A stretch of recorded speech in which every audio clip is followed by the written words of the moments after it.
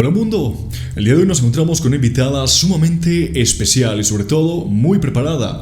Se trata de la maestra Laura Villanueva Méndez. Ella es maestra en psicología egresada de la UNAM, además cuenta con una licenciatura en psicología egresada de UAP y actualmente se encuentra terminando su doctorado en educación.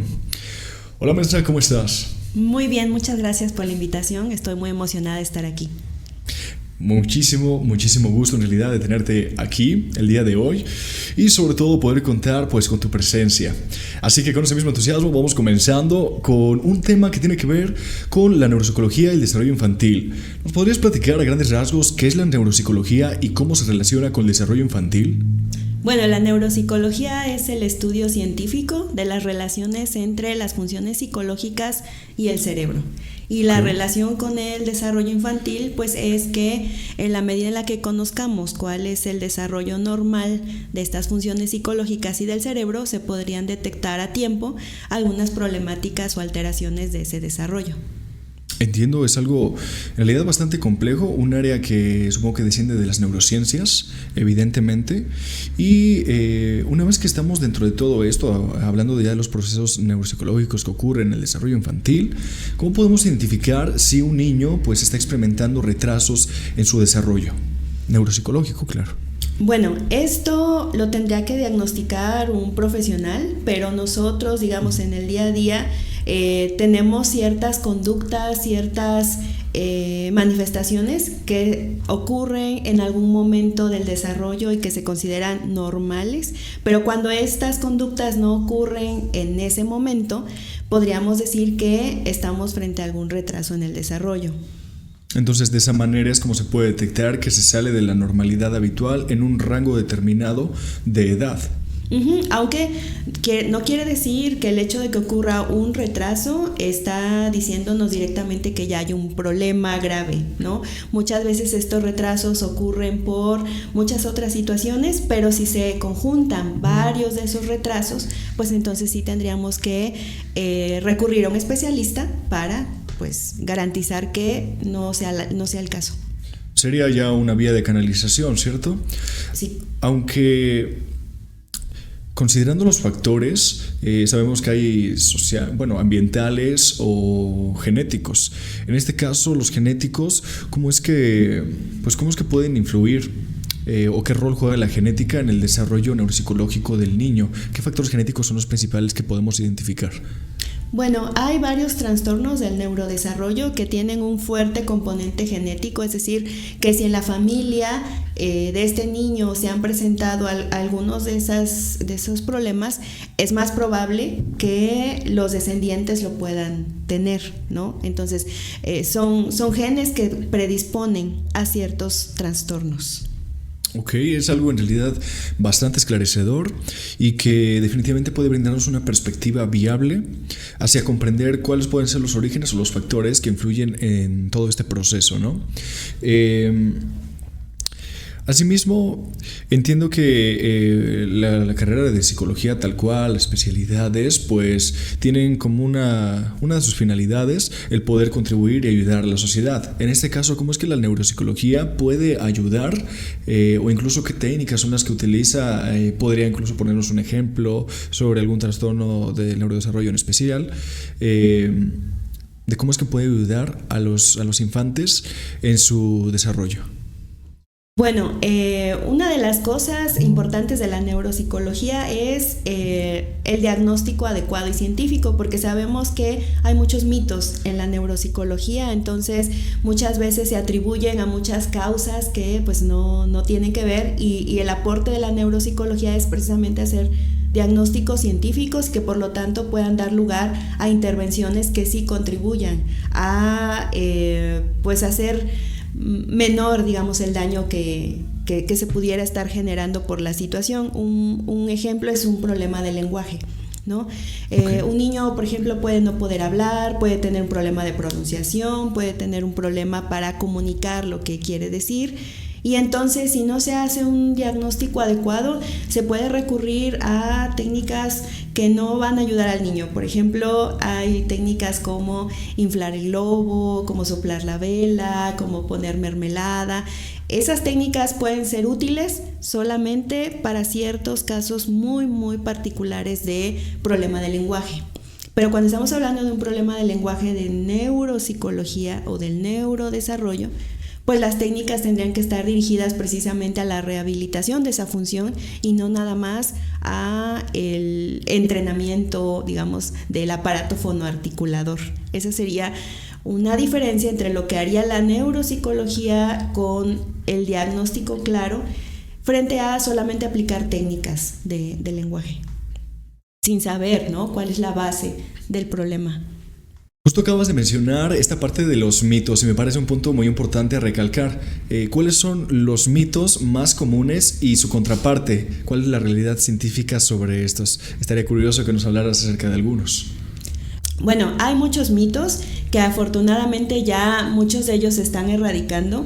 Algunos de ellos tienen que ver, por ejemplo, con el desarrollo de niños muy pequeños, el hecho de tal vez dejarlos llorar, no atenderlos en sus necesidades porque se van a hacer niños muy dependientes, niños de brazos, ¿no? Actualmente sabemos que el hecho de atender las necesidades de un niño pequeño, el hecho de no dejarlos llorar, sino de manifestarles cariño y afecto, es lo que mejor va a contribuir al desarrollo de ese niño, ¿no? Y lejos de volverse un niño dependiente, un niño que podríamos decir se aferra mucho a los brazos, va a ser un niño que efectivamente va a ser más bien más independiente y va a tener esta sensación de autonomía y de autoestima alta. Ese sería un mito en general, ¿no?, del desarrollo.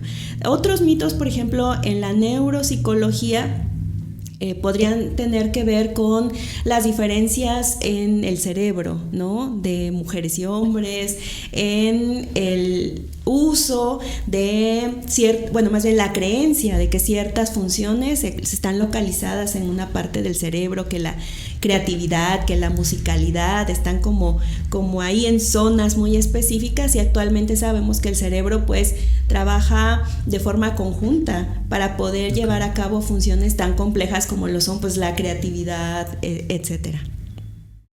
Pues creo que eso es uno de los mitos que acabas de mencionar, son algo bastante sonado, incluso en plataformas como TikTok, incluso algunos mini reels de Facebook. Pues hay mucha gente que, bueno, evidentemente no tiene la categorización o una preparación en especial, pero se reproduce bastante esto entre teorías motivacionales y, pues bueno, gente que se dedica a este tipo de cosas o incluso a divulgar, pero que no divulgan con sustento. Y al parecer sí me ha tocado ver bastantes veces cómo es que esto pues se reproduce una y otra vez y la gente lo toma como real cuando en realidad es un mito. Pero afortunadamente, como lo mencionas, pues poco a poco esto se va deconstruyendo y erradicando, aunque es un proceso bastante difícil. Y creo que me sorprende esta parte acerca de que el cerebro tal cual sí funciona como un todo. Incluso hay muchísimas, hasta películas hay, me parece, donde hablan de ciencia ficción, evidentemente, donde hablan de que qué pasaría el ser humano utilizar el 100% de su capacidad, cuando en realidad el cerebro, como recuerdo haber tenido una clase, pues funciona en realidad casi el 100% de su totalidad en conjunto. Entonces son mitos que nos creemos por la desinformación y que es importante que especialistas como tú pues nos puedan recalcar y enfatizar. Ahora vamos con el campeón de los campeones, ¿no? Vamos a ir de la teoría a la práctica y a la realidad. En este caso vamos a comenzar pues me gustaría más que nada comenzar a generar un diálogo acerca de Vygotsky. Por ejemplo, sabemos que Vygotsky pues, fue un psicólogo ruso por ahí del siglo XX y que pues es muy popular por esta teoría sociocultural del desarrollo cognitivo. Y bueno, me gustaría comenzar hablando acerca de en qué consiste esta teoría tal cual y pues bueno, a grandes rasgos cómo es que se aplica a la realidad, comenzar a saber acerca de Vygotsky y su teoría. Bueno, la teoría de Vygotsky es una teoría muy, muy especial porque él, a diferencia de otros teóricos, empieza a hablar de la importancia de la cultura y del entorno social para el desarrollo de, pues, el aprendizaje, para el desarrollo de funciones psicológicas. Es decir, ve al ser humano no como alguien aislado y con su entorno o interactuando solamente con su ambiente, sino al ser humano interactuando con otras personas y cómo esa interacción con otras personas contribuye a este desarrollo de cada uno de nosotros.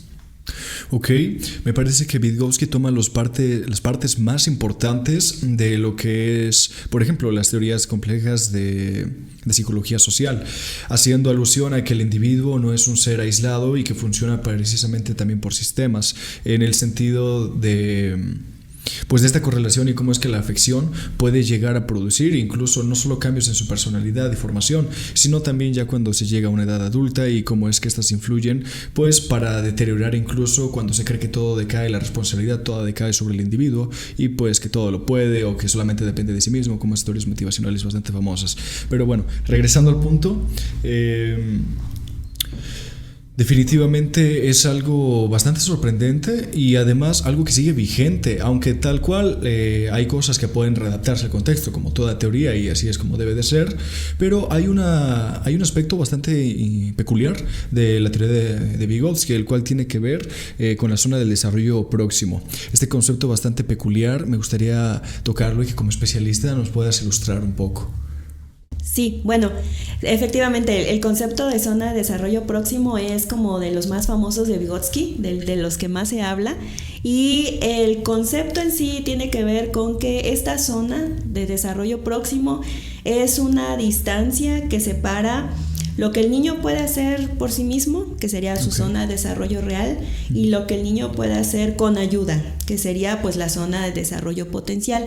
Cada persona tiene una zona de desarrollo próximo diferente para algunas tareas, y no necesariamente es igual que la zona de desarrollo próximo de otras personas de la misma edad. En este caso, la edad no va a ser la determinante para medir el desarrollo, ¿no? Sino más bien precisamente el grado o tipos de ayuda que una persona necesita para llegar a un punto de desarrollo más avanzado. Y en un caso aplicado o un ejemplo de la vida real, ¿cómo podría aplicar este concepto tal cual a un ejemplo práctico? Bueno, un ejemplo muy sencillo, pero creo que es muy esclarecedor, es un niño que está escribiendo, está aprendiendo ortografía y está redactando y le pusieron a hacer una carta o lo pusieron a hacer algún escrito, ¿no? Este niño tal vez no tiene buena ortografía y entonces cuando le revisan hay muchas faltas de ortografía, y podemos tener el caso de otro niño que también tiene esas mismas fallas, ¿no? Tenemos dos escritos de niños con faltas de ortografía. Digamos, la zona de desarrollo real sería que estos niños aún no dominan el uso de las reglas ortográficas de su idioma. Pero puede ser que la maestra tenga la idea de decir, voy a darles una ayuda, voy a escribirles en una tarjetita algunos recordatorios de las reglas, ¿no? Y les voy a dar estas tarjetitas a estos niños y les voy a pedir que una vez que terminen su escrito, ellos con la tarjetita revisen su escrito y chequen si están cumpliendo las reglas. Y podemos tener una diferencia, ¿no? Uno de los niños con la tarjetita es suficiente para decir, aquí me faltó una coma, aquí me falta un acento, y el niño con esta ayuda que le dio la maestra, que es una ayuda pequeña, es un recordatorio nada más, él corrige su propio texto y lo presenta ya sin problemas. Pero podemos tener el caso del otro niño que con esa misma tarjetita no basta para que pueda hacer una corrección de su propio texto. Entonces, para él la tarjetita no es nada, ¿no? Es decir, sí, aquí dice algunas reglas ortográficas, pero yo no sé qué hacer con ellas. ¿Y qué se puede hacer en ese caso? En este caso, este niño necesita más ayuda que el primer niño. Entonces, el primer niño, esa ayuda pequeña, que es casi como un empujoncito, fue suficiente para poder lograr una ortografía adecuada. Para el otro niño hay que regresarnos más atrás, porque ese niño tal vez ni siquiera está entendiendo lo que es la ortografía, ni por qué usamos acentos, por qué usamos comas. Entonces, con ese niño hay que regresarnos más para que tal vez entienda primero eso, y una vez que entienda esa importancia, ya podamos, darle esa ayudita que es el recordatorio de las reglas, ¿no? Entonces, esa sería una aplicación de que no todos los niños con la misma ayuda van a lograr niveles de desarrollo superiores. Algunos niños necesitan mucha más ayuda que otros, ¿no? Aunque vemos que los dos niños tienen problemas con ortografía, parecería que los dos tienen el mismo nivel. Cuando damos ayudas nos damos cuenta que el nivel no es el mismo, porque un niño necesita más ayuda y el otro con una pequeña ayuda puede lograr ese nivel más avanzado. Es decir, que tiene que ver muchísimo con el grado de desarrollo en el cual el infante se encuentre y, bueno, también a nivel cognitivo, cómo es que estén sus habilidades y asimismo, pues, nuevamente, su desarrollo tal cual. Ya que estamos en esta parte y algo que se mencionó, mencionaste más bien al inicio de la explicación de qué es esta teoría, podemos enfatizar en que la interacción social sí tiene una influencia directa sobre el aprendizaje, pero quisiera una ejemplificación tal vez de cómo es que esta interacción social afecta al infante desde los padres, los maestros, la influencia familiar, los diferentes núcleos en los cuales el infante se ve involucrado a lo largo de su desarrollo. Bueno, un ejemplo también muy claro que yo veo mucho en los niños, es de las primeras cosas que me fijo cuando trabajo con niños preescolares, sobre todo, es el uso cultural de objetos que ellos tienen. Okay. Es muy interesante ver cómo un objeto que para nosotros es obvio el uso que tiene, una cuchara, un cepillo, una escobita, para un niño, pues el uso que le da va a depender precisamente de la interacción adecuada o no adecuada que haya tenido, no solamente con esos objetos, sino con los adultos a su alrededor, ¿no? Y un ejemplo es los libros. Yo he visto cómo niños que llegan a, donde hay libros y agarran los libros, los hojean, dicen, este cuento se trata de esto, voltean las hojas y saben que ahí dice algo, se van inventando una historia, incluso tienen la estructura de lo que es un cuento. Ellos no saben leer, pero te dicen, había una vez, y luego, y al final. Son niños que nos damos cuenta que la interacción social que tienen es pues de estimulación adecuada, ¿no? O sea, les leen seguramente, les enseñan libros, les cuentan cuentos. En cambio, he visto otros niños, al de la misma edad, que no tienen esta estimulación y entonces llegan a un lugar donde hay libros y lo que hacen con los libros es agarrar los libros y empezarlos a golpear, aventarlos como platillo volador o usarlos como sombrero. O sea, no es un uso cultural de objeto. Un objeto que podemos decir es básico en los niños, que es un libro, un cuento, pero cuando no se tiene esta interacción adecuada de un adulto que guíe ese uso adecuado de los objetos, pues sí vamos a tener estas diferencias que finalmente sí hacen una ventaja o desventaja cuando este niño entra a la escuela, ¿no? Porque no es lo mismo el niño preescolar que entra a la primaria con esta estimulación de que le leen, hay libros, interactúa, a este otro niño que tal vez no tiene esa misma estimulación. Así que el aprendizaje cultural sí tiene un peso enorme en el desarrollo del niño. Una vez que se comienza a aplicar de esta manera, pues sí cambia la perspectiva en que podemos visibilizar este tipo de situaciones y cómo es que incluso esto va a afectar en el proceso ya educativo una vez que el niño ingresa con sus pares y con toda la gente con la cual se va a relacionar en nivel educativo. Realmente sí me parece un ejemplo bastante práctico, sumamente interesante en realidad. Y eso me lleva a otro concepto, el cual me parece que era andamiaje. ¿Cómo es que consiste precisamente esta relación de andamiaje entre la crianza y la educación? Bueno, el andamiaje serían las ayudas que se dan para que un niño pueda alcanzar precisamente esos niveles de desarrollo más avanzados. Lo importante del andamiaje en el desarrollo y en la educación es brindar las ayudas que sean adecuadas para el niño en el momento en el cual pues se encuentra de su desarrollo, ¿no? Porque podríamos querer darles ayudas que son tal vez demasiada ayuda, ¿no? Eso habría que hacer la diferencia, porque dicen, Vygotsky dice que hay que presentar ayudas, pero también estamos hablando de qué tipo de ayuda. Cuando nosotros básicamente hacemos todo por el niño, eso no es una ayuda. ¿no? Eso es precisamente hacer todo por el niño. Pero también cuando damos una ayuda muy pequeña que no es suficiente para que el niño pueda lograr ese nivel de desarrollo, pues estamos hablando de que esa ayuda no es la adecuada. Entonces, ¿cuál es la importancia del andamiaje en el desarrollo? Pues precisamente que cuando se da la ayuda adecuada, sí permitimos que el niño avance a un nivel de desarrollo superior. El andamiaje sería como una escalerita que el niño necesita para poder llegar a un punto que por sí mismo no alcanzaría, ¿no? Cuando un niño quiere agarrar las galletas de la alacena y no las alcanza, pero le damos un banquito y él con ese banquito puede alcanzar la galleta, podemos decir que es una ayuda adecuada, ¿no? Ni más ni menos de la que necesita. Y es ahí donde entra el rol del psicólogo educativo tal cual, con toda la serie de técnicas y conocimientos y teorías aplicadas al contexto que, bueno, son demasiado útiles y que hacen al individuo un ser autónomo en lugar de alguien dependiente tal cual. Asimismo, vamos guiando tal vez, escalonándonos entre la zona ya pedagógica y educativa en este caso. Por ejemplo, ¿cómo es que los docentes o como docentes o psicólogo educativo tal cual, o desde la perspectiva del psicólogo educativo, cómo es que los docentes pueden aplicar la teoría de Vygotsky contextualizada a lo que es el aprendizaje de sus estudiantes?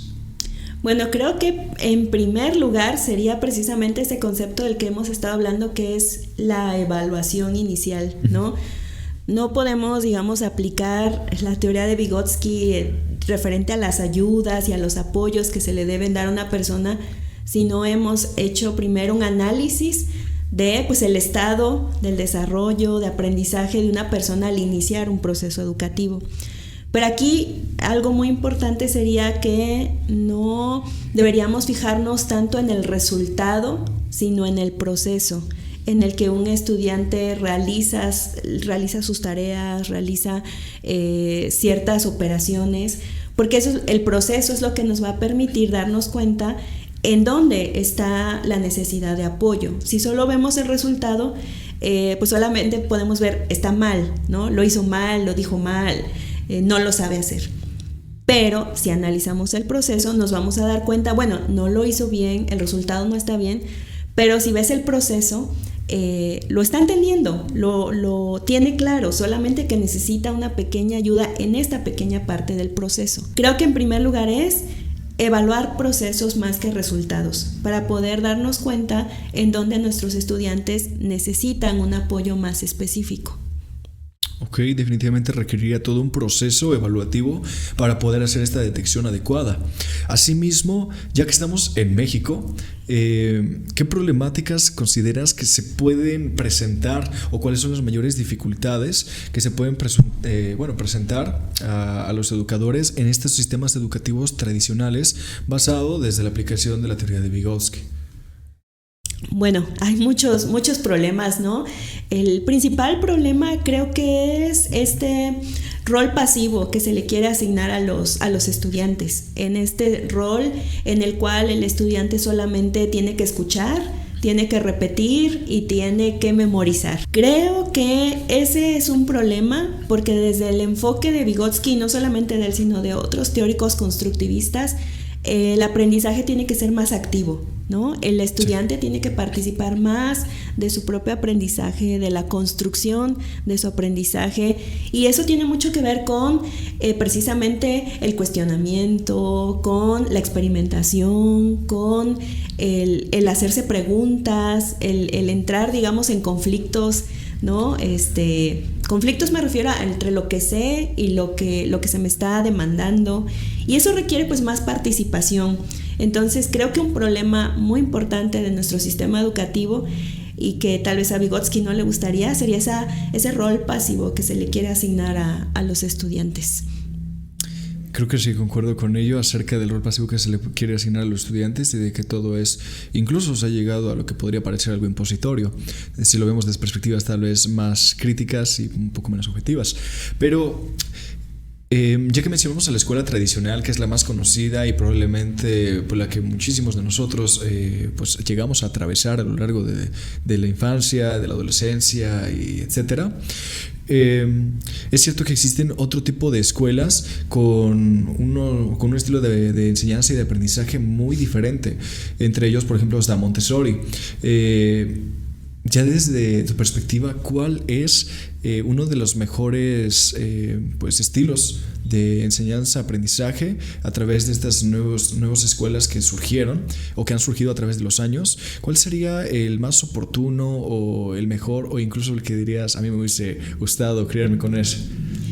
Bueno, creo que es una pregunta difícil porque creo que cada contexto también tiene sus propias particularidades y sus propias necesidades, entonces no podría decir que hay una escuela o modelo que sea adecuado para todos los contextos, ¿no? Creo que cada contexto va a determinar pues un modelo diferente, pero ya la parte más personal, o sea, en qué escuela me hubiera gustado estar y desarrollarme, está la perspectiva de Freire, que es una perspectiva pues más latinoamericana y en la cual el aprendizaje no sirve solamente para hacer una acumulación de conocimientos, no sirve solamente para volvernos bibliotecas andantes, sino que en la perspectiva de Freire hay un cuestionamiento, ¿no?, de lo que se aprende, hay un cuestionamiento de la realidad. Sería muy bonito que a los estudiantes se les diera la oportunidad de, como tú decías, ¿no?, de tener un pensamiento más crítico,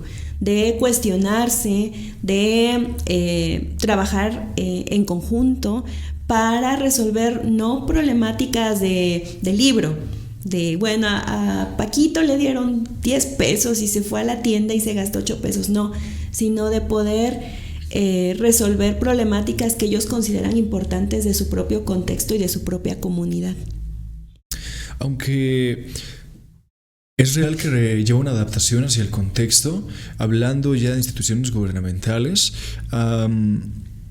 ¿cuál es su pensamiento acerca de que si esto sería beneficioso o no para las finalidades de las instituciones gubernamentales, en el sentido de que con este tipo de aprendizaje, de cuestionamiento, de que el individuo básicamente racionalice, interiorice y cree una especie de pensamiento crítico avanzado a muy temprana edad, y esto va a llevarlo a niveles muy avanzados una vez que crezca, dejaría de tener el pensamiento de ser una especie de mano de obra y llegaría a ser pues algo que tal vez no le beneficie tanto al sistema, considerando que México es un país de mano de obra barata y que básicamente incluso a los psicólogos hoy en día lo están tratando de introducir en este medio en lugar de dar resoluciones tal cual para el individuo, sino que le da como pequeños curitas que le permiten ser un ser funcional dentro del mismo sistema pues que lo oprime, que lo destruye. Pero consideraré que esto es benéfico, obviamente para el individuo sí, pero ¿cree que los gobiernos tal cual lo permitirían a amplio espectro? Bueno, yo creo que un ejercicio que se está haciendo actualmente con la nueva escuela mexicana, que precisamente tiene como fundamentos o parte de sus fundamentos la escuela de Freire o el pensamiento de Freire, creo que nos habla de que no sé si sea conveniente o no para, digamos, para el sistema o los gobiernos, pero creo que para el desarrollo científico y tecnológico del país se está viendo como que es algo que es necesario, ¿no? Sí. Esta parte de que nosotros como estudiantes empecemos ya a pensar por nosotros mismos, de que podamos pensar también ya en la creación de tecnología desde nuestro país y dejar de solo consumir tecnología, ¿no? Creo que ya es un cambio también de esta visión de lo que debe ser la educación o cuál debe ser el fin de la educación, ¿no? Finalmente es, o que debería ser, el cambio social. Efectivamente, creo que esas son las palabras adecuadas para responder esto. En México debe encontrar esta parte, esta visión y esta práctica, tanto científica como en estas nuevas eras también digitales y tecnológicas, donde sí, somos precisamente consumidores y en lugar de creadores, somos quienes pues manufacturan absolutamente todo este tipo, o más bien para estas empresas, ¿no? Que por supuesto son internacionales, y pues definitivamente creo que lo mismo está sucediendo con la base de la creación de teorías pues ya que sean de sustento latinoamericano y que nos sigamos consumiendo y reproduciendo, algo que he tocado en otros podcasts, pero que bueno, de la nada llegó ahorita. En fin, vamos a hacer o quisiera saber desde su perspectiva una especie de comparativa. Una comparativa crítica entre las diferencias de las teorías de desarrollo de Vygotsky versus Piaget. No es que estemos diciendo cuál es mejor, cuál es peor, pero sí hacer una teoría con un objetivo crítico para poder identificar las carencias en una, en la otra, y además cuál es más aplicable a nuestro contexto, en nuestra realidad, al menos aquí en México. Bueno, estos dos autores comparten ciertas ideas, ¿no? De hecho, pues yo siempre digo hay cartas de amor porque Piaget hace prólogo al libro de Vygotsky, Pensamiento y Lenguaje. Entonces, hay coincidencia en varios puntos, pero definitivamente es cierto que son dos teorías, puedo decir, que tienen una visión muy diferente de lo que es el desarrollo y de lo que es el aprendizaje. La principal diferencia es precisamente el peso que le da Vygotsky a la parte cultural, ¿no?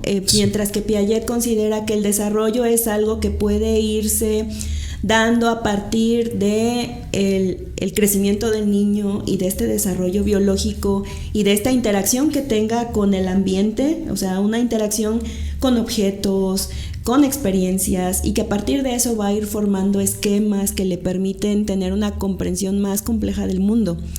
Para Piaget eso es suficiente. En cambio, Vygotsky dice esa interacción con los objetos, con el ambiente, no es suficiente. Siempre hay una mediación social, siempre hay el experto, el adulto que va a guiar ese desarrollo, y creo que pues es el fundamento o la base de lo que es la escuela o la enseñanza, ¿no? Si fuera suficiente esta interacción con los objetos, no habría necesidad de escuela. Con que nosotros jugáramos todo el día, con que nosotros interactuáramos con los objetos, podríamos ir formando precisamente esos esquemas complejos del mundo, pero necesitamos siempre guía, necesitamos siempre alguien más experto que pueda ayudarnos a formar estos conceptos científicos más avanzados, de los que nos permite crear la interacción cotidiana con el mundo. Entonces, si como psicóloga educativa tuvieses que ejemplificar o quedarte con una teoría hacia la práctica, ¿sería la de Vygotsky? Sí, bueno, yo sí, definitivamente.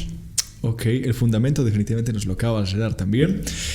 Y por este lado, si tuvieses que resumir en una frase la importancia de la teoría de Vygotsky para la crianza y el aprendizaje, ¿cuál sería? Bueno, precisamente la que tiene que ver con la zona de desarrollo próximo, ¿no? Dice Vygotsky, y creo que eso resume mucho de su teoría, dice: lo que el niño puede hacer hoy con ayuda, lo podrá hacer por sí solo mañana. De esa frase que me gusta mucho es precisamente la gran responsabilidad. En este caso, bueno, como docente, como psicóloga educativa, es precisamente esa ayuda que estamos dando hoy, y que dice Vygotsky, mañana el niño lo podrá hacer solo, ¿no? O sea, esa forma en la que pareciera que la ayuda es contraria a la independencia o a la autonomía, pero cómo precisamente esta ayuda adecuada, de tipo adecuado, en el momento adecuado, precisamente va a contribuir a la independencia y a la autonomía del niño, ¿no? Va a permitir que en algún momento no necesite de esa ayuda y que pueda hacerlo por sí solo. Entonces, creo que esa frase para mí remarca mucho para mí la responsabilidad que tenemos en la educación de los niños y no solamente de niños, sino adolescentes y adultos que están en este proceso educativo. parece que sí es una frase bastante inspirativa y que sí, cuando eres conocedora del tema, sí resume a grandes rasgos y lo comprime, aunque obviamente es muy difícil, pero bueno, lo comprime de manera ideal y sí rescata efectivamente cada una de las ideas, además de que decae la responsabilidad de la preparación que tiene y cómo es que esta pues se asienta en la realidad. Asimismo, ya que la realidad actualmente es cambiante, la sociedad lo es todo el tiempo, es una transformación constante y hoy en día nos encontramos en una era digitalizada y asimismo con un acceso bastante fácil a todo tipo de dispositivos electrónicos y esto pues está afectando directamente quisiera saber si esto está afectando directamente al desarrollo de los infantes, ya como tu perspectiva de psicóloga educativa. ¿Cómo es que esto está afectando a los infantes en su desarrollo? ¿Cómo los puede afectar? ¿Y qué recomendaciones nos harías para padres, educadores y gente que está llevando a cabo la crianza para poder lidiar con esto y no solamente darle el celular deliberadamente al niño para distraerlo y para que, tenga más tiempo libre el adulto y que sin darse cuenta está afectando su desarrollo? Bueno, hay varias recomendaciones. Obviamente las investigaciones acerca de los efectos del uso de pantallas en los niños pues son investigaciones que pues apenas se están realizando, ¿no? Porque estamos apenas en la era en la cual pues los niños desde que nacen prácticamente tienen acceso a las pantallas. Pero definitivamente sería la supervisión, ¿no? Las pantallas en sí mismas, los celulares, las tablets por sí mismas no son malas.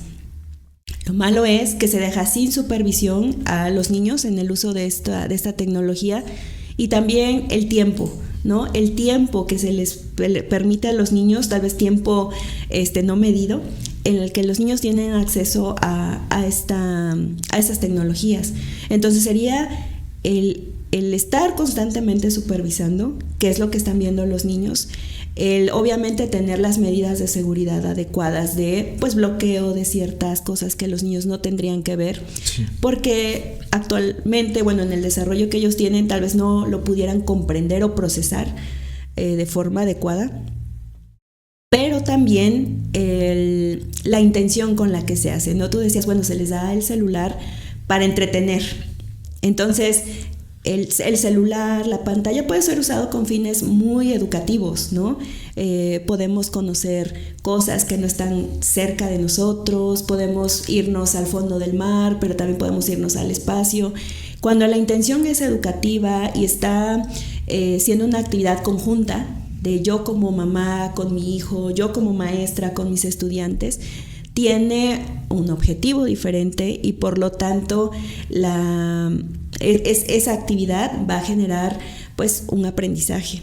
Pero en cambio cuando no se hace con una intención, con un objetivo, nada más es para que te entretengas, eso finalmente va a no generar en el niño ningún aprendizaje y además le enseña a que se necesita estar constantemente estimulado para entretenerse, ¿no? O sea, si solamente estoy viendo un libro, no es entretenido porque estoy muy acostumbrada a que en la pantalla o de la pantalla salen luces, sale música y entonces el libro es aburrido, ¿no? O una película tal vez sea aburrida porque no hay toda esta información.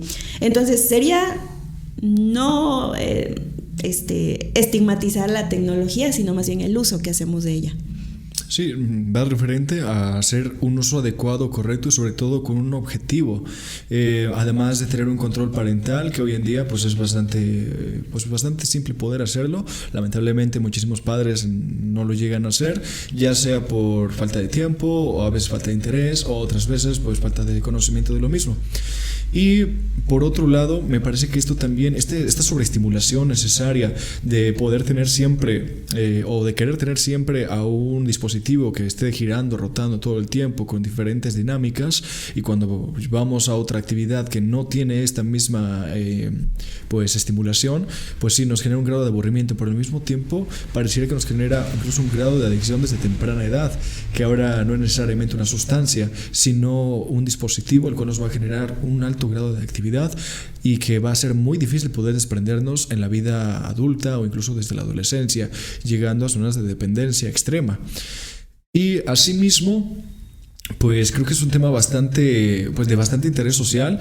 Es lamentable que por muchísimos años no se hayan hecho los estudios adecuados sobre esto, y que hoy en día, pues debido obviamente a la necesidad que surge creciente, pues ya se están haciendo. Esperemos que pronto exista mucha más información y que asimismo a través de esta recomendación sumamente práctica, pues se puede dar un poco al público que incluso nos visibiliza el día de hoy. Asimismo, me gustaría ir cerrando con una parte muy peculiar. Me gustaría que nos recomendaras un libro para el público en general, o para tal vez los psicólogos educativos o psicólogos generales que pueden estarnos viendo el día de hoy, acerca pues de la psicología educativa y de todas las teorías que el día de hoy acabamos de ver, de todas las temáticas. Un libro que digas, este te puede servir de muchísimo, o varios si gustas, algún artículo que hayas visto y que recomiendes excesivamente para los psicólogos que están en formación y bueno, también para el público en general. Bueno, tal vez ese libro que voy a decir ahora no es tanto de psicología, pero creo que en la psicología educativa puede ser, o para quienes están interesados en la psicología educativa, puede ser muy iluminador, sobre todo cuando nos dedicamos a la docencia. Es el libro de Enseñar a transgredir, de Bell Hooks, que ella como tal pues fue una educadora y una feminista. Pero en este libro, que ella habla más como de sus experiencias, no nos habla tanto como de teoría, sino más de sus experiencias desde la educación. Creo que nos da muchas ideas sobre la forma en la que nosotros, con pequeños cambios, podemos hacer una diferencia en el salón con nuestros estudiantes, ¿no? El solo hecho de conocerlos mejor, porque los docentes tal vez de forma, pues porque así nos han enseñado, porque las mismas condiciones de nuestra enseñanza no nos lo permiten, tal vez tendemos a ver a los estudiantes pues como una calificación, como un pase de lista, pero entre las cosas que ella menciona mucho es establecer una relación más cercana con nuestros estudiantes, conocerlos mejor, y por eso el libro se llama así, ¿no? Enseñar a transgredir, porque bueno, esa es la primera parte, pero también cómo nosotros podemos ir haciendo estas preguntas que son necesarias para generar este pensamiento más crítico y dejar de ver a la educación como esta repetición de información. Entonces, no es de la psicología, es más bien de la educación, pero ese libro creo que puede ser muy bueno para los que se interesan en la parte educativa. Me parece algo bastante enriquecedor y definitivamente una recomendación pues sumamente atractiva, y que estoy seguro que a quien le interese esta parte del área educativa definitivamente le va a ser de mucha ayuda, pero no solo eso, sino también como psicólogos en formación me parece algo bastante atractivo en el sentido de que por lo que me mencionas, este libro trae fragmentos donde el incentivo principal es humanizar al estudiante y humanizar la educación, que además es uno de los sentidos vitales de los psicólogos y evidentemente de los educadores, aunque es algo que pareciera estar implícito, pues muchas veces no se tiene claro esta perspectiva aplicada en la vida real, en el contexto real. Y bueno, sinceramente te agradezco muchísimo esta última recomendación, además de esta charla que es de las más enriquecedoras que he tenido hasta el momento, uno de mis episodios favoritos definitivamente, y asimismo espero tenerte por aquí en algún episodio próximo, porque bueno, tu presencia ha sido bastante agradable y sobre todo, pues os repito, una contribución excepcional. Pues muchas gracias, espero la invitación, claro que sí. Perfecto. Pues amigos y amigas, mundo, esto ha sido un episodio más de Arriba es Abajo. Yo soy José Camacho y nos vemos en el próximo episodio.